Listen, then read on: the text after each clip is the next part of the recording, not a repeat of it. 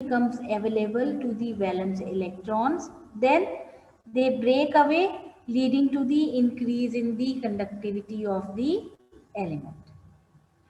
Now, the thermal energy ionizes only few atoms. This ionization creates vacancy in their bonds. When an electron having charge minus Q get excited due to the presence of the thermal energy, it breaks from the bond.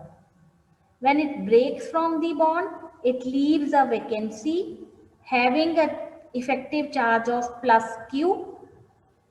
This vacancy with an effective positive electronic charge is called as hole.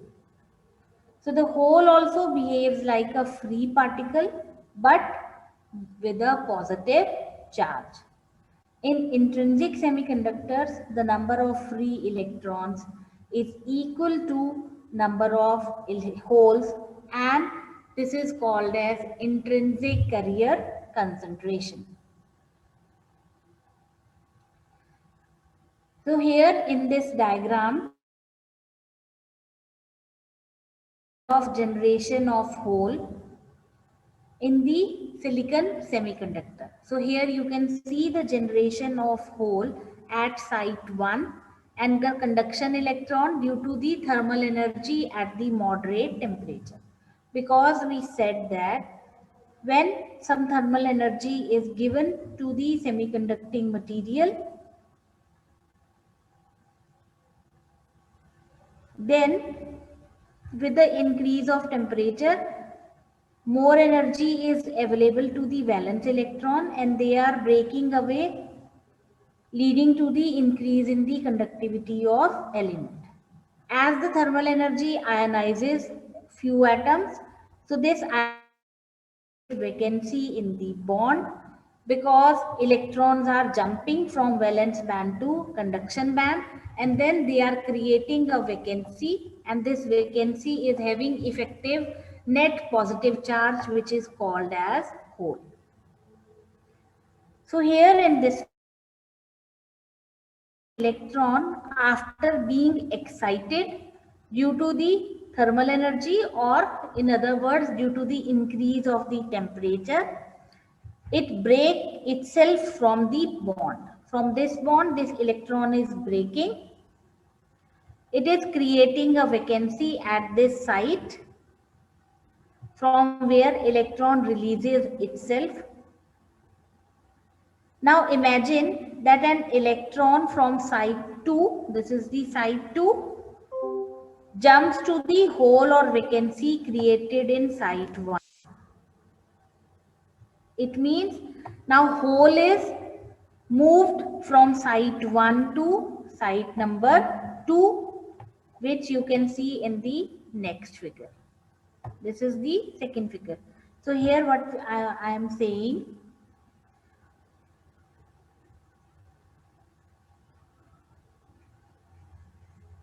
if electron from site 2, initially vacancy is created at the site 1.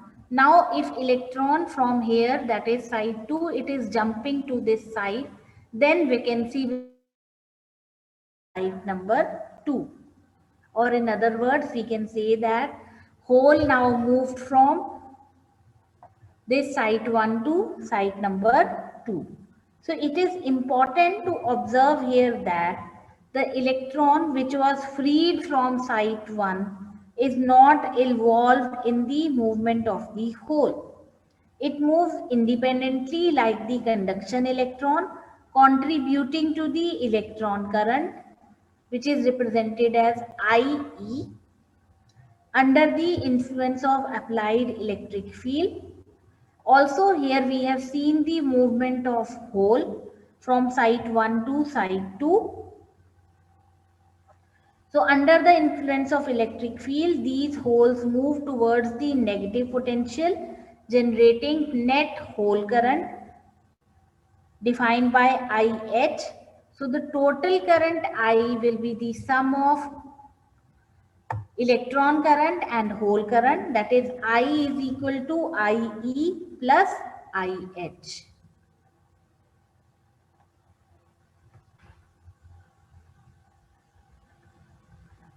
Another important thing which we have to remember here is that apart from the process of generation of free electrons and holes, a process of recombination also take place simultaneously, and in this process electrons recombine with the holes in the state of equilibrium.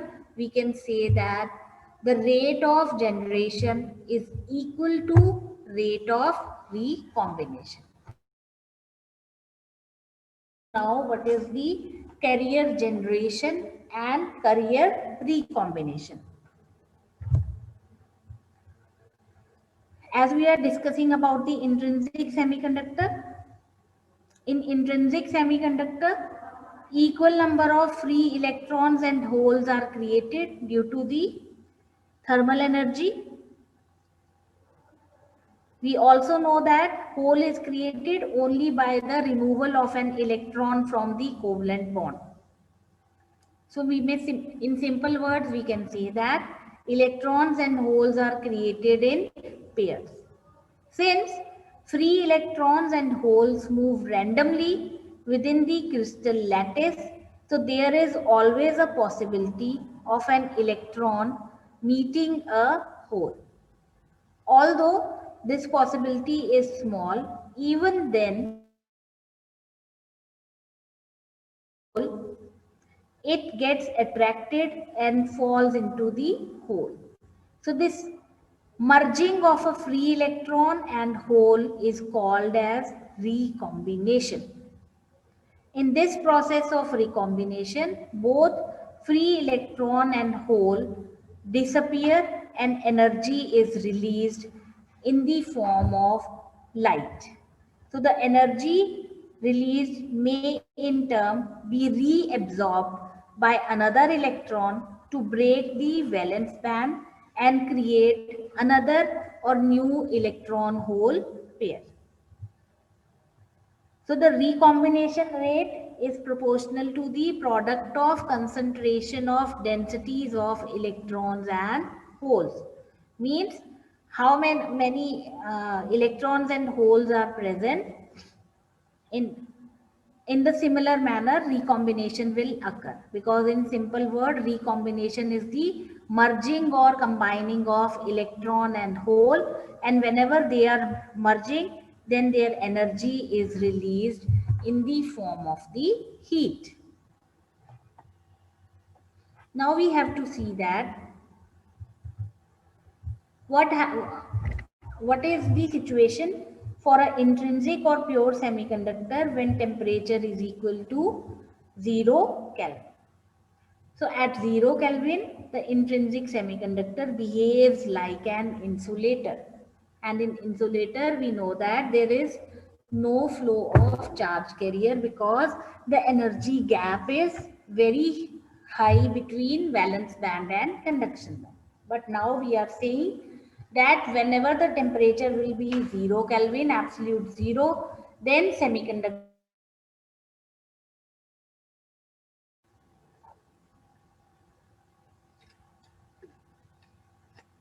Now we have to see why this behavior is there at 0 Kelvin.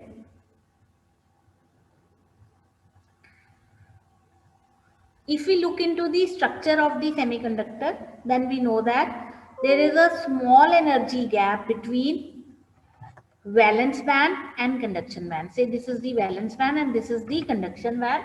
And from the energy band diagram, we know that there is the moderate or small band gap between valence band and conduction band in case of the semiconductor. So when the temperature is low, electrons are not having enough energy so that they can excite and jump to the higher energy state. That is, they can move from the valence band to conduction band. It is not possible because they are not having sufficient energy. So here, this is the schematic diagram for electrons, or to show the semiconductor at the 0 Kelvin, where we can say that all the electrons are in the valence band and there is no movement of electrons between valence band and conduction band. when temperature is 0 Kelvin.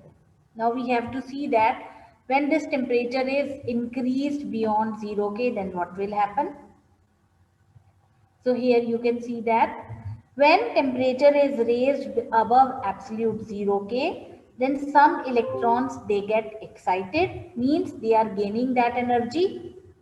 These electrons are jumping from valence band to the conduction band.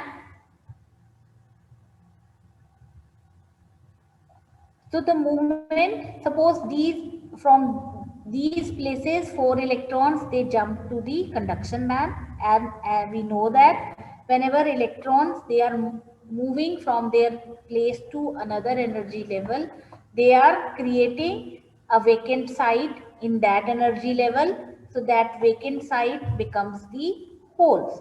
So in this way, electrons as well as holes are created in case of semiconducting material, and that is why both electrons and holes are the charge carrier for the semiconducting material. Or we can say that there are two type of charge carriers in semiconductor. One is electrons and another one is hole. Now let's come to the extrinsic semiconductor.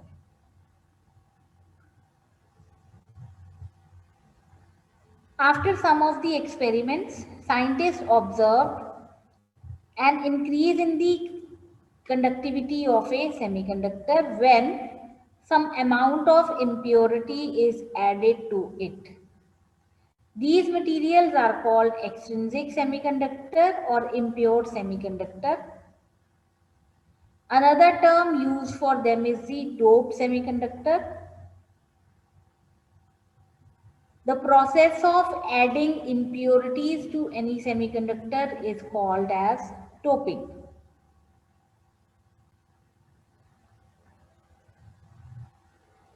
The important condition related to doping is that the amount of impurity which is added to the semiconductor should not change the lattice structure of the semiconductor. So to achieve this, size of dopant and semiconducting atoms should be the same. Now we have to see that what types of dopants are used for making the extrinsic semiconductor. So normally the crystals of silicon and germanium are doped using two type of dopants, pentavalent and trivalent. Pentavalent means they have valency 5, and example are arsenic, antimony, phosphorus. Trivalent, their valency is 3, and the example are indium, boron and aluminium. So what are the example of pentavalent impurity? Arsenic, antimony, phosphorus, and the example of trivalent impurity is indium, boron and aluminium. The reason behind using these similarly sized atom as the pure semiconductor, because I said that the type of dopant which we are choosing, that should not change the lattice structure, and for that the size of dopant and the dopant atom and the semiconducting material should match. So that is why dopant material should be used which are having size similar to the size of the semiconducting material. Both silicon and germanium, they belongs to the fourth group in the periodic table. So the choice of dopant is either from third group or from fifth group, because this will ensure that the size of atom is not much different from the fourth group, and hence trivalent and pentavalent dopant are being used, and these type of dopant give rise to two type of the extrinsic semiconductor. One is N type, another one is P type.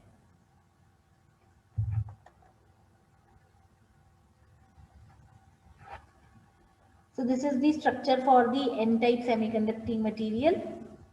Now the N-type semiconductor, this is the extrinsic, not intrinsic. The N-type extrinsic semiconductor is created when pure semiconductor like silicon and germanium, they are doped with pentavalent elements. So here in this diagram, you can see that if all these atoms are +4, these are the either silicon or germanium. Now they are doped with pentavalent atom. So suppose this one atom is the dopant atom, say pentavalent atom, whose valency is +5.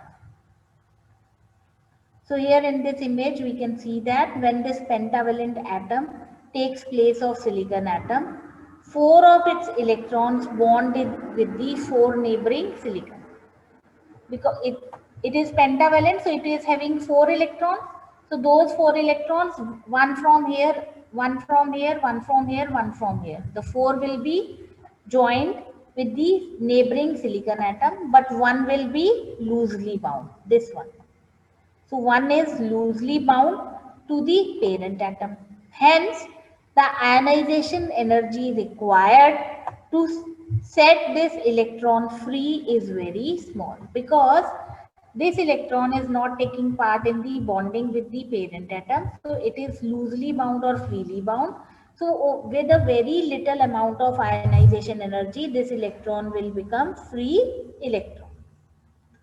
Thereby, this electron can move in the lattice, throughout the lattice, even at room temperature.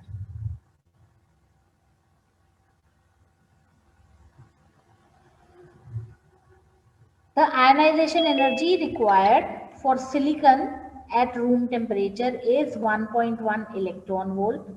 On the other hand, by the addition of pentavalent impurity, this energy reduces to 0.05 electron volt. That is why this can move freely throughout the lattice.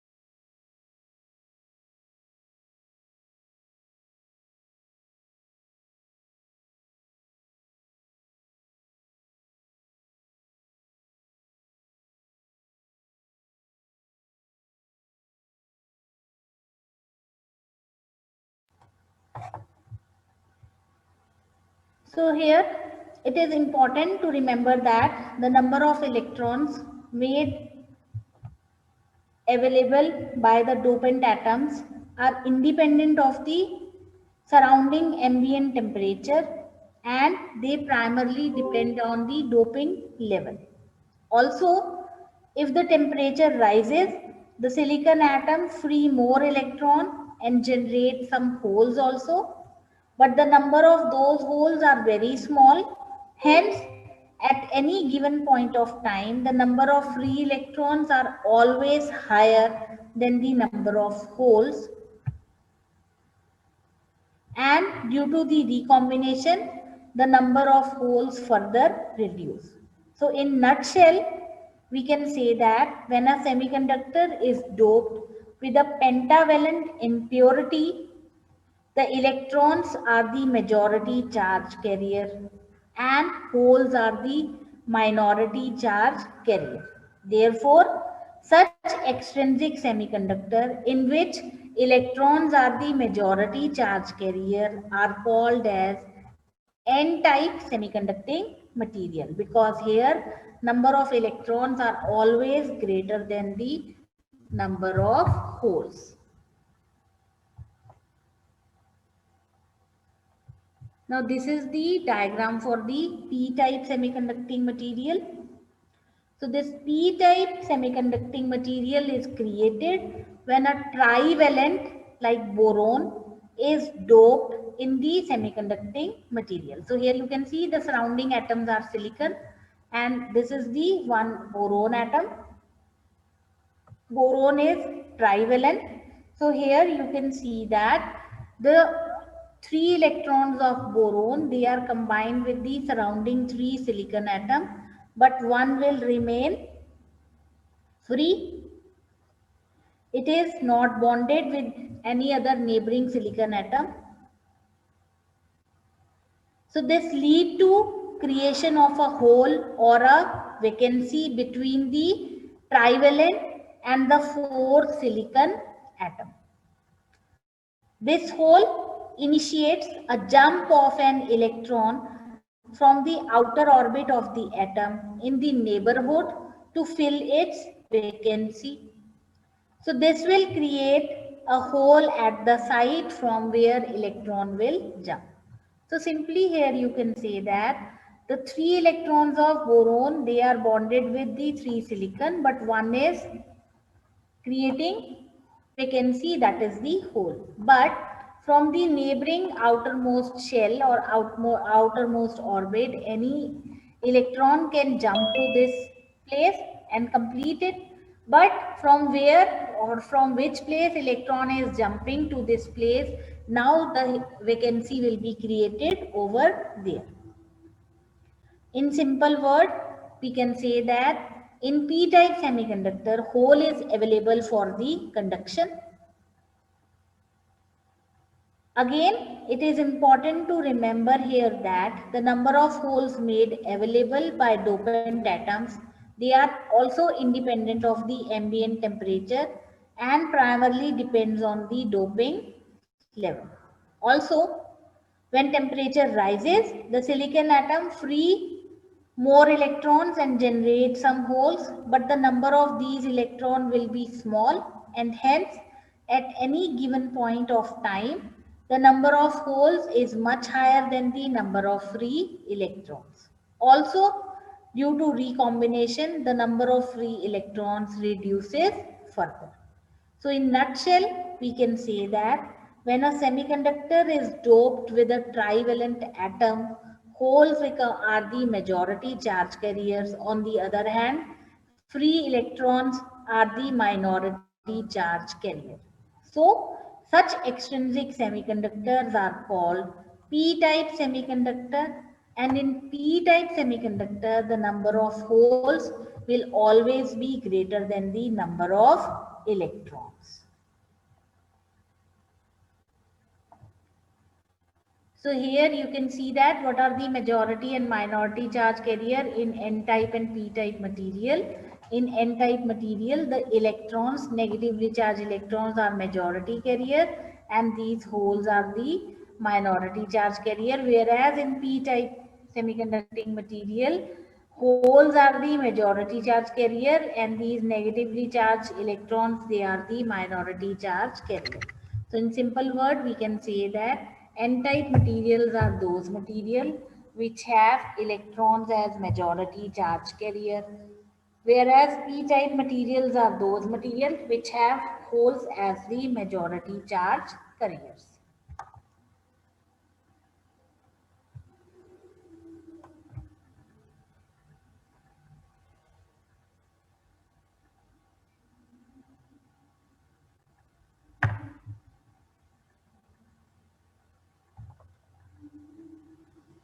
So the next topic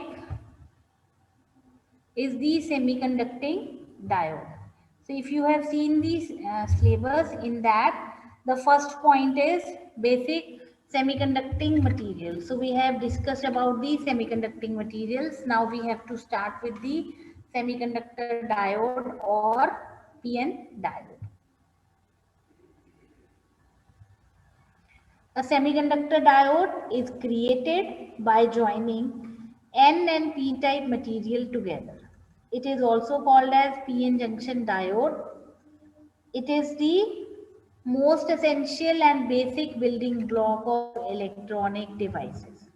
Basically, it is a two-terminal device and it is formed. It is a two-terminal device and is the root of the semiconducting material. So this PN diode is formed when one side of PN and doped with N-type material. So now we have to see that semiconductor diodes are created. So here in this diagram, you can see that one side is the p-type material, another side is the n-type material.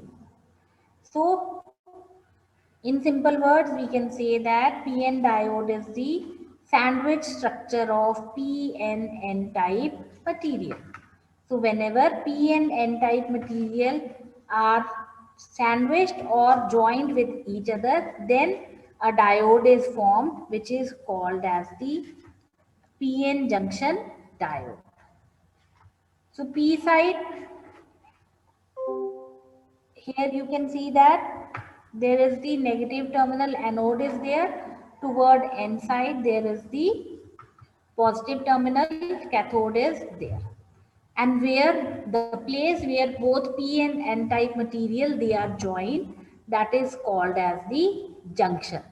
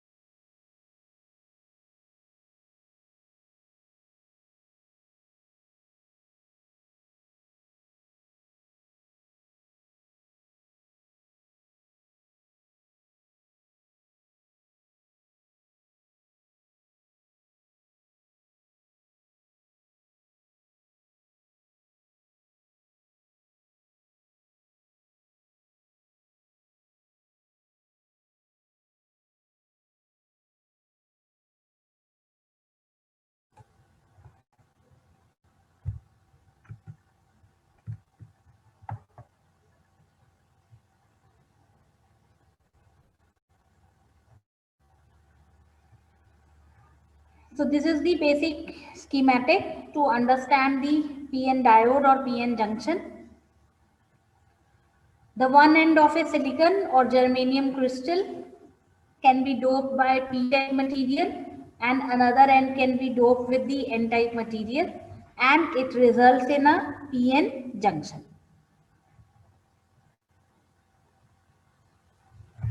Now we have to see that what are the different diode operating conditions.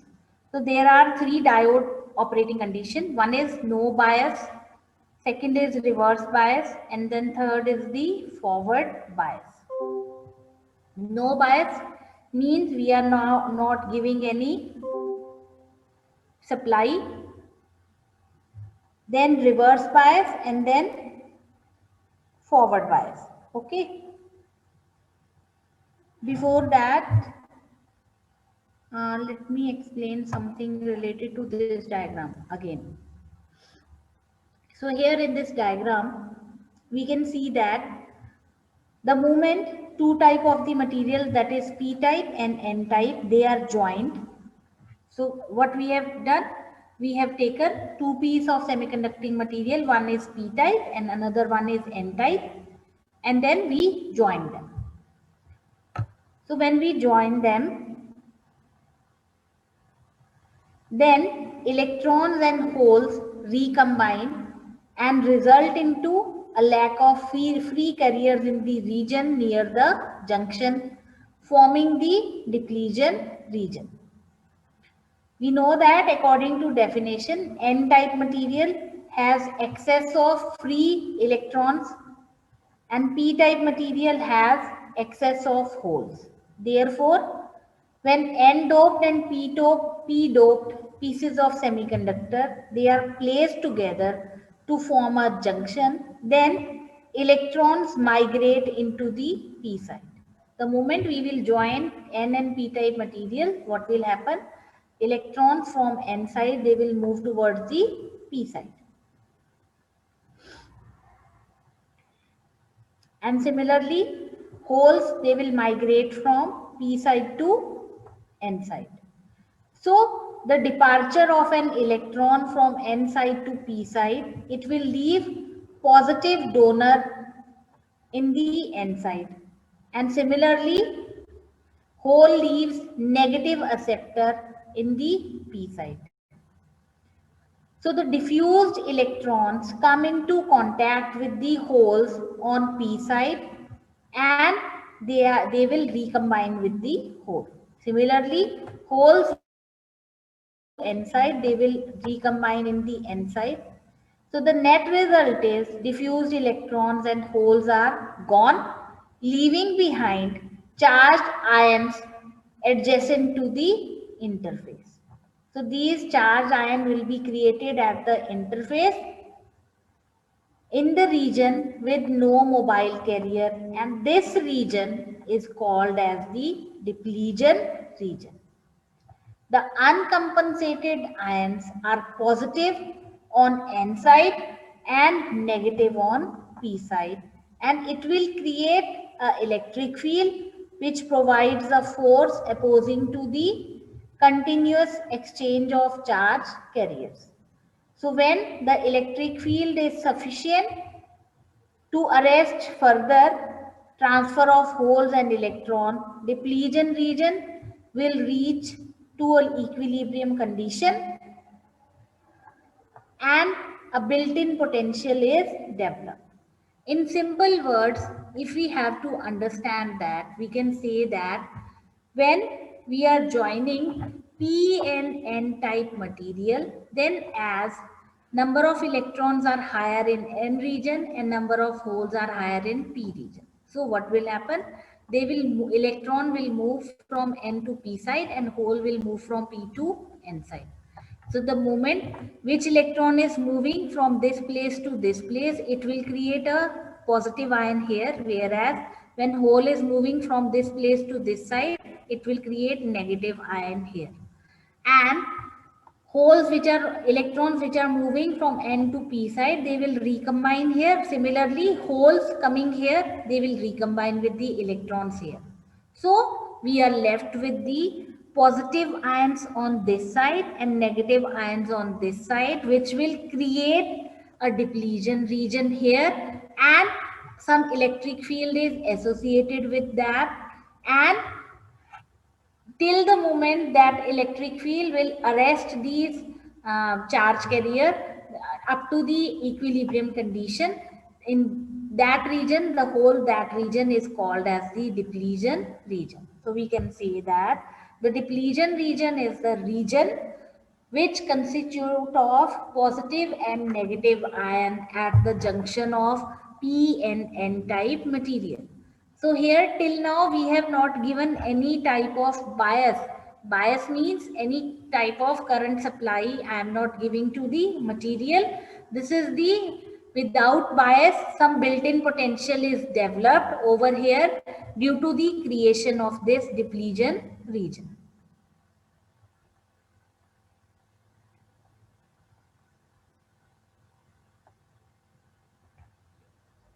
So these are the doping conditions. No bias. At no bias, no external voltage is applied. Vd is equal to 0. There is no diode current. Diode current is represented by Id, which is equal to 0. Only a modest depletion region will exist when there is no bias.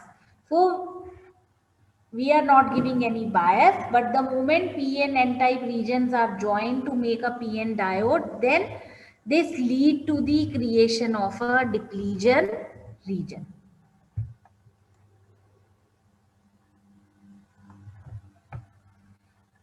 So this is the diagram for p-n junction under no bias.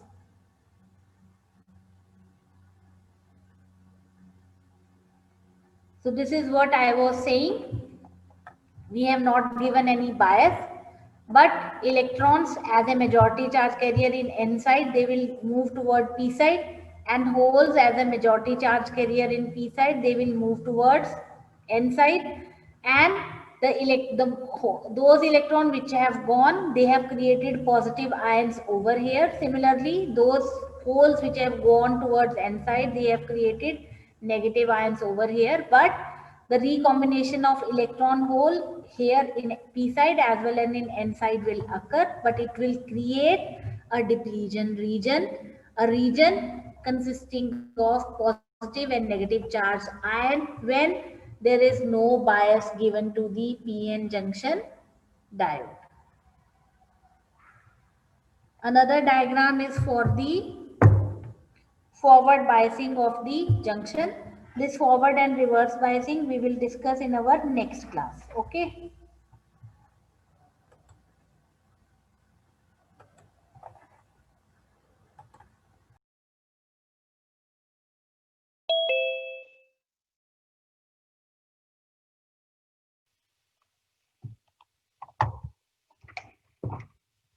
Yashwant is present. Ankit. Present, ma'am. Ma'am, Yashwant Singh present. Okay, Ankit. Prasandeep. Yes, ma'am. Ayush.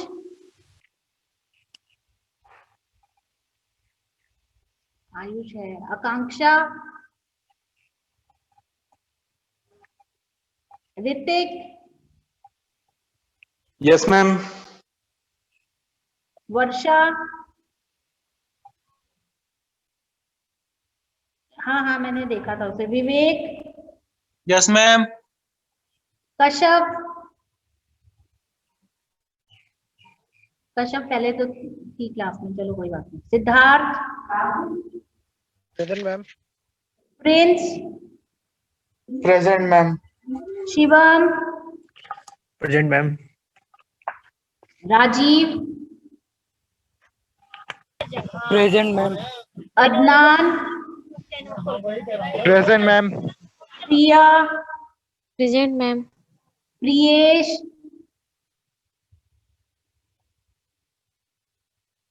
और कोई बचा तो नहीं?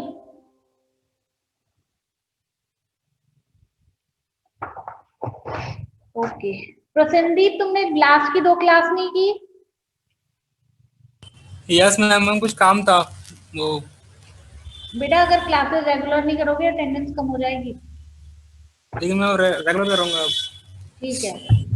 Okay ma'am, thank you. अच्छा, आप लोग मुझे ये बताइए कि मैं आपको क्विज दूं या ना दूं? मैम दे दो. टाइम पे तो कोई करता नहीं है. मैम आप कर लेंगे, दे दीजिए. Yes ma'am. ठीक है, तो मैं क्विज 2 का लिंक शेयर कर दूंगी आज. ठीक है. Okay ma'am, thank you. Okay, ma'am. Okay. WhatsApp पे डाल दूंगी उसको. शाम तक कभी भी कर दो. 5 ही क्वेश्चन होते हैं. शाम तक नहीं तो कल सुबह तक कर दो. Okay, ma'am. हो जाएगा. ठीक है. तो बाकी लोगों को भी बोल देना, मैं ग्रुप पे डाल दूंगी. और कुछ किसी को कुछ पूछना हो तो पूछ लो.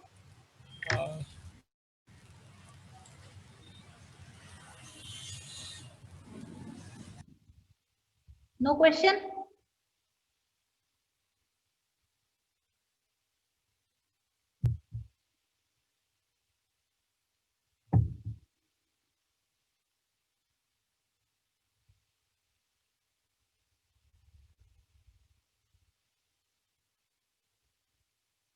आपकी नेक्स्ट क्लास किसकी है?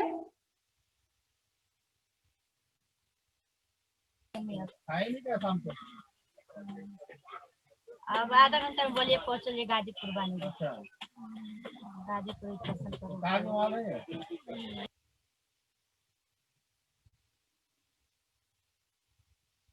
मैम DSTL की है. ओके. ठीक है, आप अपनी दूसरी क्लास ज्वाइन कर लेना. मैं लॉग आउट मीटिंग क्लोज कर रही हूँ. ठीक है. Okay ma'am, thank you. Okay, bye. Take care.